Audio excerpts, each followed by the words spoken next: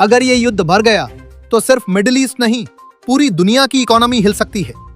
लेकिन सवाल ये है, आखिर इजराइल, ईरान और अमेरिका के बीच ये युद्ध शुरू ही क्यों हुआ? 2026 में मिडिल ईस्ट में तनाव अचानक बढ़ गया जब इजराइल और यूनाइटेड स्टेट्स ने ईरान के कई मिलिट्री और न्यूक्लियर साइट्स पर बड़े हमले किए। इसके जवाब में ईरान ने मिसाइल्स और ड्रोन से इजराइल और गल्फ के एनर्जी इंफ्रास्ट्रक्चर पर हमला किया। इससे पूरे रीजन में युद्ध जैसे हालात बन गए। हाल ही में इजराइल ने ईरान के साउथ पार्स गैस फील्ड पर हमला किया, जो दुनिया का सबसे बड़ा नेचुरल गैस रिजर्व माना जाता है। इसके बाद ईरान ने गल्फ देशों के एनर्जी फैसिलिटीज पर जवाबी हमला किया। अब यह कॉन्फ्लिक्ट सिर्फ 2 देशों तक सीमित नहीं रहा, बल्कि इसमें कई ग्लोबल पावर्स शामिल हो गई हैं। आज के युद्ध को समझने के लिए हमें इतिहास में जाना होगा। 1948 से लेकर 1979 तक ईरान और इजराइल दुश्मन नहीं, बल्कि दोस्त थे। ईरान इजराइल को ऑयल सप्लाई भी करता था और दोनों देशों के बीच स्ट्रॉन्ग डिप्लोमेटिक रिलेशंस थे। लेकिन 1979 में ईरान की इस्लामिक रेवोल्यूशन हुई। नई सरकार ने इजराइल को एनिमी स्टेट घोषित कर दिया और दोनों देशों के रिश्ते पूरी तरह खत्म हो गए। तब से दोनों देशों के बीच तनाव लगातार बढ़ता गया। इजराइल का सबसे बड़ा डर है ईरान का न्यूक्लियर प्रोग्राम। इजराइल को लगता है कि अगर ईरान न्यूक्लियर वेपन बना लेता है तो उसकी सिक्योरिटी खतरे में पड़ सकती है। इसी वजह से इजराइल कई बार ईरान के न्यूक्लियर फैसिलिटीज पर साइबर अटैक्स और एयर स्ट्राइक्स कर चुका है। ईरान का कहना है कि उसका न्यूक्लियर प्रोग्राम सिर्फ इलेक्ट्रिसिटी और रिसर्च के लिए है, लेकिन इजराइल इस पर भरोसा नहीं करता। यही कारण है कि यह मुद्दा आज भी सबसे बड़ा कॉन्फ्लिक्ट पॉइंट बना हुआ है। दूसरा बड़ा कारण है मिडिल ईस्ट में इन्फ्लुएंस की लड़ाई। ईरान ने कई आर्म्ड ग्रुप्स को सपोर्ट किया है। लेबनान, गाजा, ये ग्रुप्स अक्सर इजराइल के खिलाफ लड़ते हैं।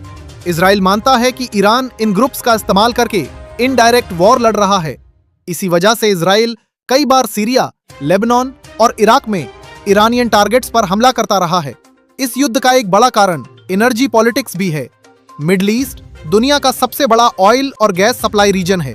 ईरान के पास दुनिया का बड़ा गैस रिजर्व है और स्ट्रेट ऑफ हॉर्मुज से दुनिया का बड़ा हिस्सा ऑयल एक्सपोर्ट होता है। अगर ये रूट बंद हो जाए तो ग्लोबल ऑयल प्राइसेस अचानक बढ़ सकते हैं। इसलिए इस युद्ध का असर सिर्फ मिडिल ईस्ट नहीं, बल्कि पूरी दुनिया की इकोनॉमी पर पड़ सकता है।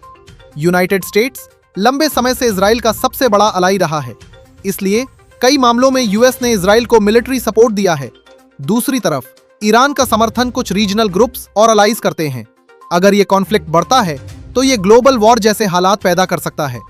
तो कुल मिलाकर ईरान इजराइल वॉर के 4 बड़े कारण हैं। 1. न्यूक्लियर वेपन्स का डर। 2. मिडिल ईस्ट में पावर स्ट्रगल। 3. प्रॉक्सी ग्रुप्स और रीजनल कॉन्फ्लिक्ट्स। 4. ऑयल और एनर्जी रूट्स की राजनीति। और अगर यह युद्ध और बढ़ा तो इसका असर फ्यूल प्राइसेस, इकोनॉमी और ग्लोबल सिक्योरिटी पर पड़ सकता है। लेकिन असली सवाल अभी भी बाकी है, क्या यह युद्ध यहीं रुक जाएगा या फिर यह पूरे मिडिल ईस्ट को एक बड़े युद्ध में धकेल सकता है? अगर ईरान और इजराइल के बीच टकराव और बढ़ता है तो इसमें अमेरिका, गल्फ कंट्रीज और शायद नाटो भी इनडायरेक्टली शामिल हो सकते हैं। मिडिल ईस्ट दुनिया के सबसे बड़े ऑयल और गैस सप्लाई रीजन्स में से एक है, इसलिए अगर यह युद्ध लंबा चला तो इसका असर सिर्फ इस इलाके तक सीमित नहीं रहेगा। तेल की कीमतें बढ़ सकती हैं, ग्लोबल इकोनॉमी प्रभावित हो सकती है और दुनिया में जियोपॉलिटिकल टेंशन और बढ़ सकता है। इतिहास हमें बताता है कि मिडिल ईस्ट के छोटे कॉन्फ्लिक्ट्स कई बार बड़े ग्लोबल क्राइसिस में बदल चुके हैं। इसलिए आने वाले दिनों में पूरी दुनिया की नजर इस बात पर होगी कि क्या डिप्लोमेसी इस युद्ध को रोक पाएगी या फिर यह संघर्ष और खतरनाक मोड़ लेगा।